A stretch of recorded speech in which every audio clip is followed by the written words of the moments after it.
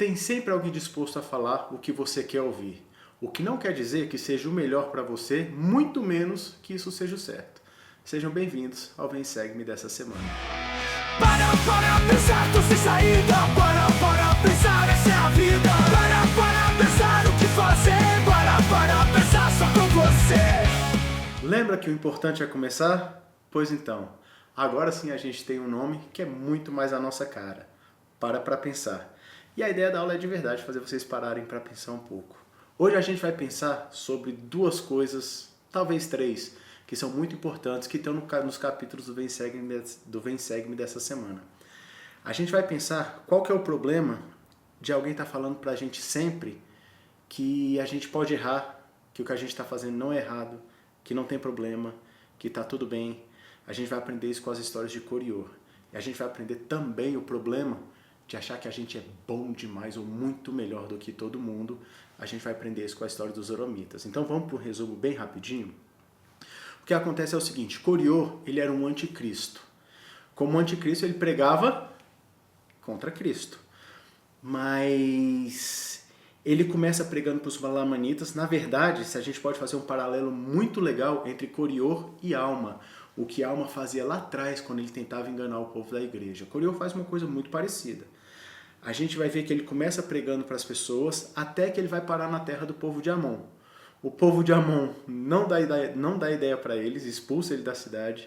Aí ele vai ensinar na terra de Gideão, que prende ele também e leva para o juiz daquela terra, que não sabe direito o que fazer com Corior, leva ele para Alma.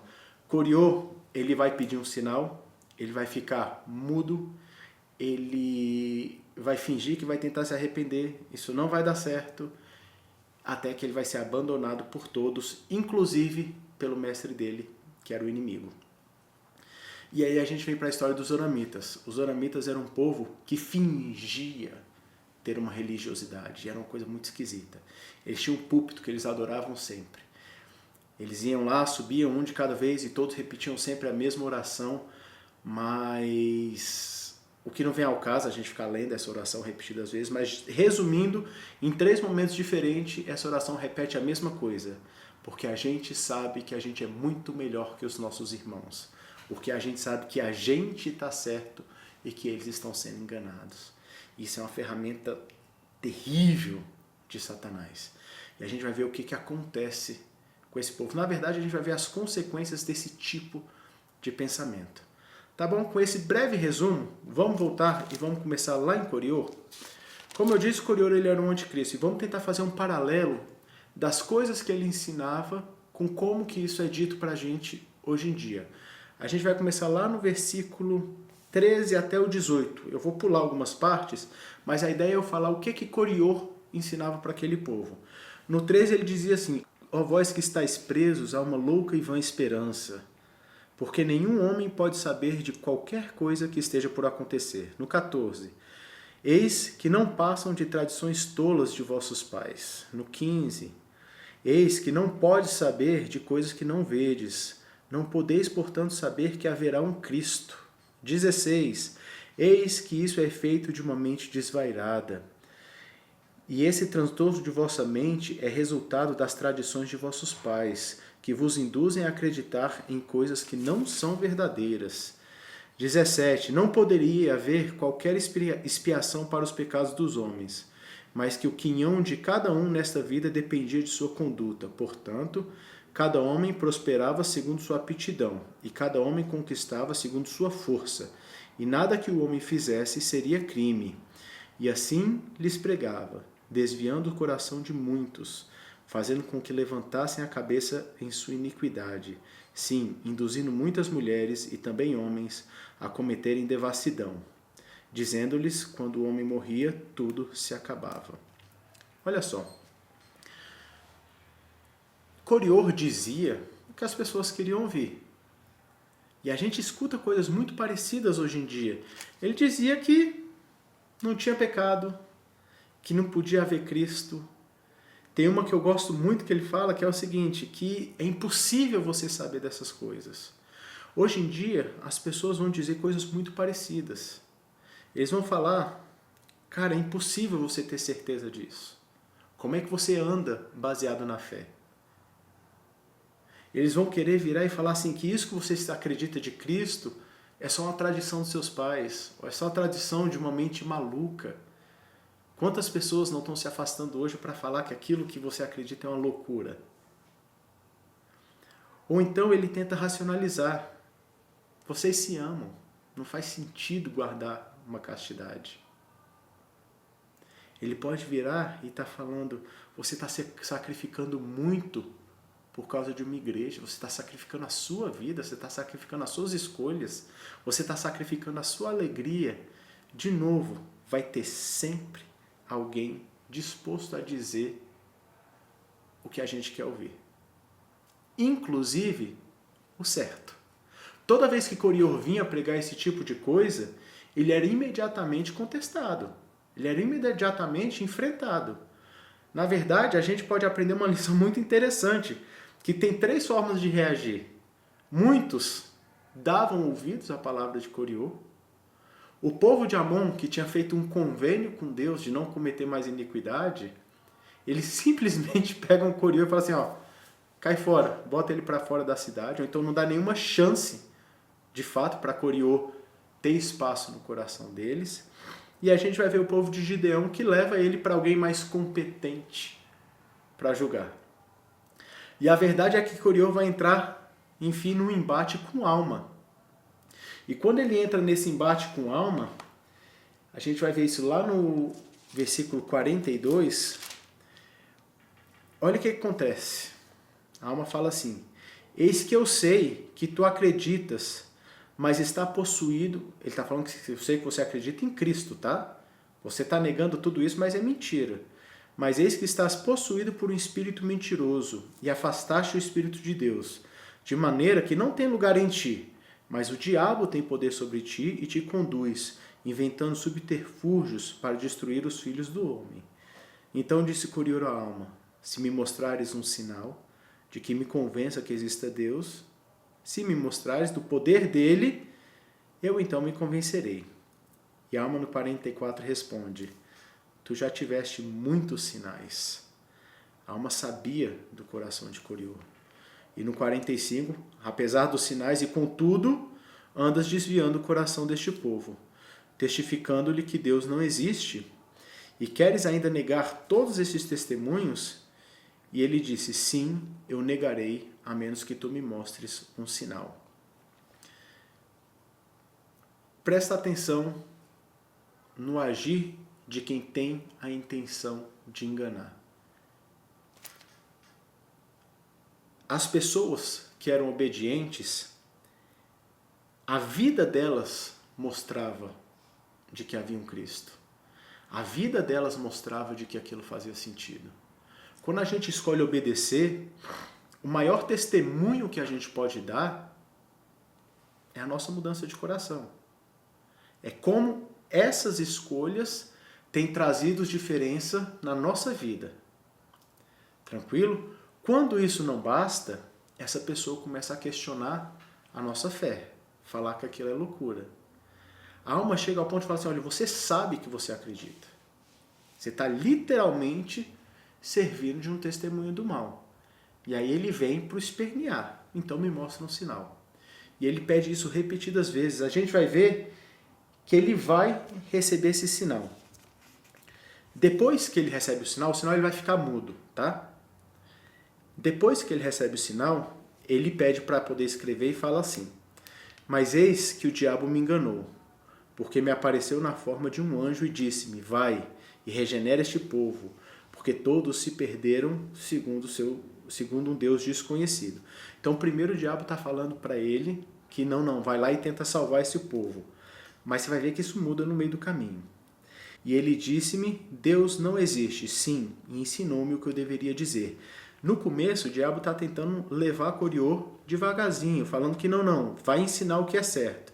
Mas olha só o que acontece. E eu ensinei as suas palavras, e ensinei-as porque eram agradáveis à mente carnal, e ensinei-as até obter muito êxito.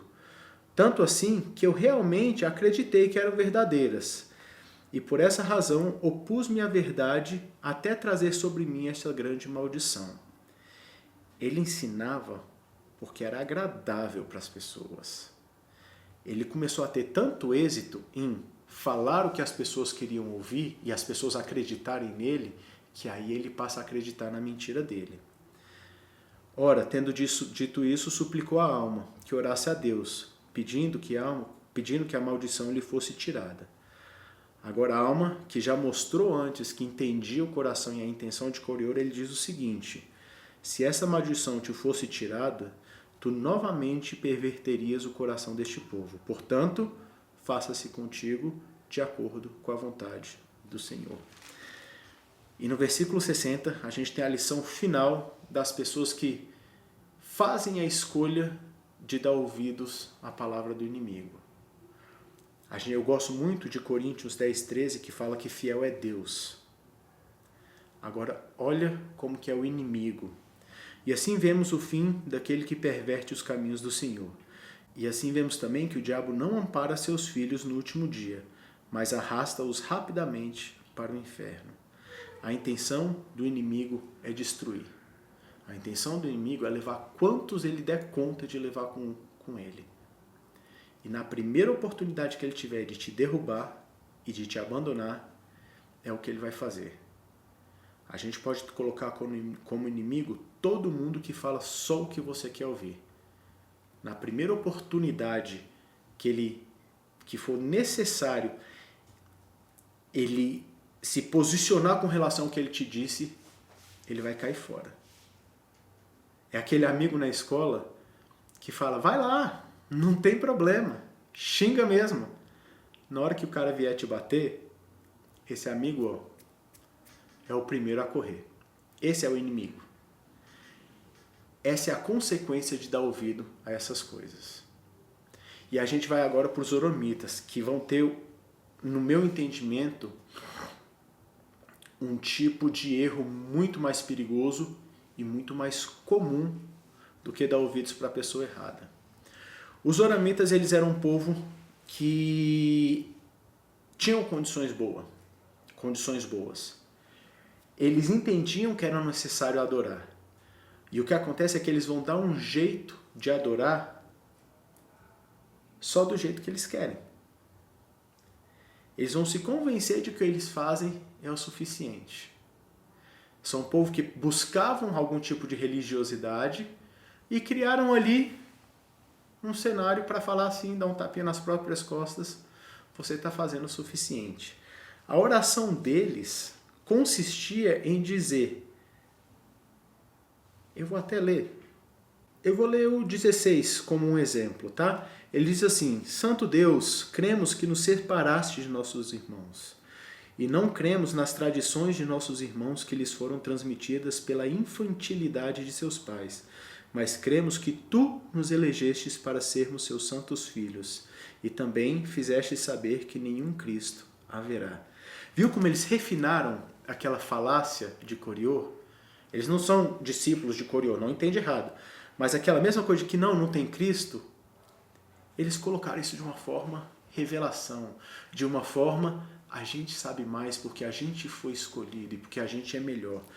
Mas olha que sinistro o versículo 23. Ora, depois de todo o povo agradecer dessa forma, voltavam para casa, não falando mais em seu Deus, até que se reunissem novamente diante do púlpito sagrado para render graças à sua maneira. Fizeram aquela oração, reconheceram que são muito melhores do que todo mundo, iam para casa e seguiam a vida de qualquer forma. Eu gosto muito de citação de Joseph, que diz que uma religião que não requer o sacrifício de todas as coisas nunca tem poder suficiente para produzir a fé necessária para a vida e a salvação. Ele está dizendo o seguinte, não adianta ir para a igreja, rezar, voltar para casa e não fazer nada. Na verdade, a nossa religião ela se manifesta muito mais fora da igreja do que dentro dela. E o povo dos zoramitas não entendia esse conceito. A gente vai ver nos próximos capítulos como que eles tratavam os pobres, como que eles tratavam as pessoas que não tinham condições de estar lá dentro daquela igreja deles simplesmente adorando. Agora, o que acontece? É muito fácil a gente pegar os zoramitas e espelhar nos outros. nas pessoas de outras religiões. E eu acho que não. Os Zoramitas, ele cabe muito dentro da nossa própria religião. Ele cabe muito dentro da nossa própria vida. Sempre que a gente se coloca numa situação de superioridade, sempre que a gente se coloca numa situação de eu sei o que você não sabe e por isso eu sou muito melhor, a gente tem que lembrar que saber não salva ninguém. Saber não muda nada. Se a gente não tem a capacidade de aplicar aquilo que a gente sabe, de aplicar isso aqui que a gente está estudando, de se comprometer a fazer essas escolhas e sacrificar depois, não serve para nada. Do versículo 23 para frente, a gente vai ver a reação de alma e das pessoas que estavam com ele pregando com relação a esse povo.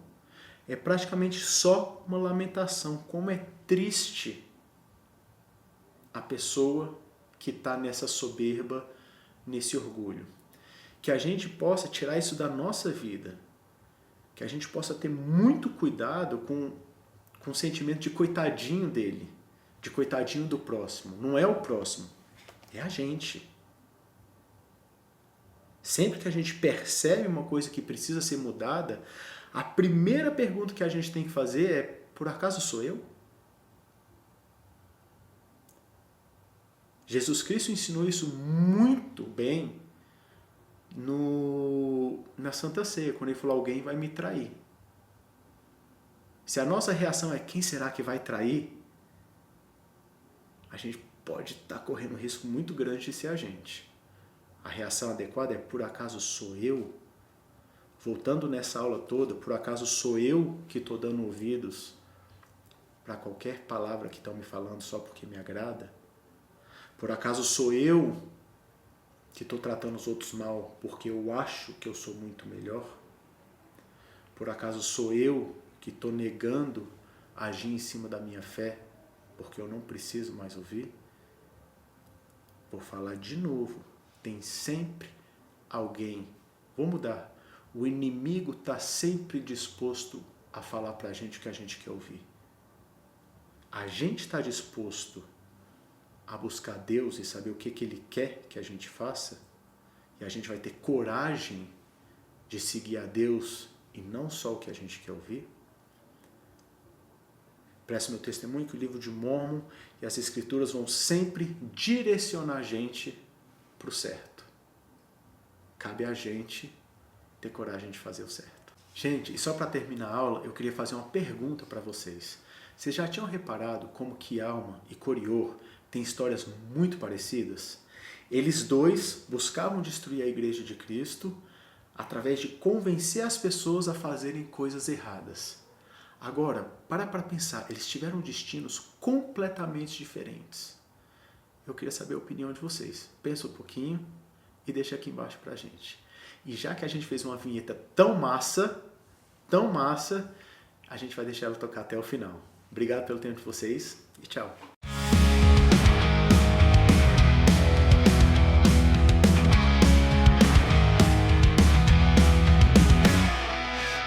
Para pensar, tô sem saída. Para pensar, essa é a vida. Para pensar o que fazer. Para pensar só com você.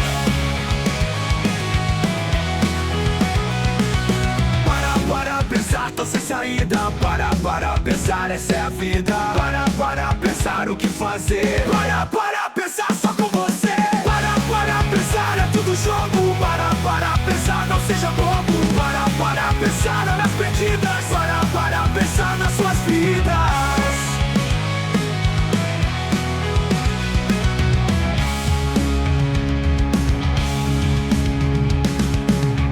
Para pensar o que você quer. Dinheiro, fama, testemunho ou fé. Para pensar o que Deus te deu. Para pensar o universo é